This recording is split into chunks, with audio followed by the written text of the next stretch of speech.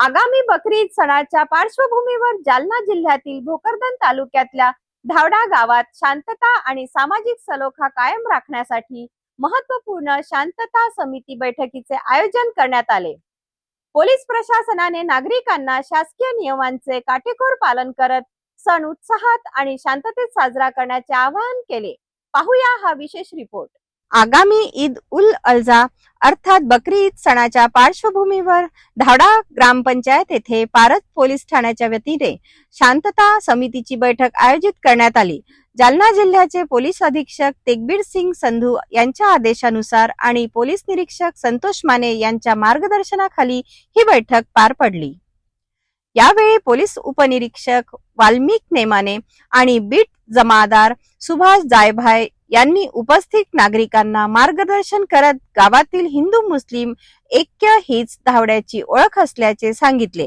दोन्ही समाजाचे नागरिक अनेक वर्षापासून एकमेकांचे सण उत्साहाने आणि परस्पर सन्मानाने साजरे करत असल्याचे त्यांनी नमूद केले।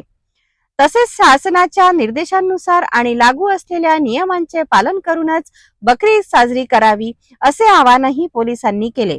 बैठकीला इकबाल सेठ पठाण, मुख्तार सेठ पठाण, दिनेश देवकर, सिलेमान सेठ, पत्रकार राजू शहा, करीम मिया, कलाम सेठ, ईश्वर सपकाळ, अहमद सेठ, इकबाल सय्यद, मोतीलाल वैरी, शेख जावेद, राम पवार, सय्यद जमान, शेख जाकीर, शेख सादिक यांच्यासह अनेक प्रतिष्ठित नागरिक आणि ग्रामस्थ मोठ्या संख्येने उपस्थित होते।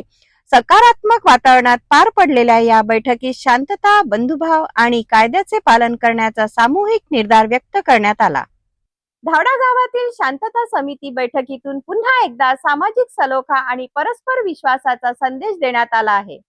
बकरी ईद सण शांततेत आणि शासकीय नियमांचे पालन करून साजरा करण्याचे आवाहन पोलीस प्रशासनाने केले आहे।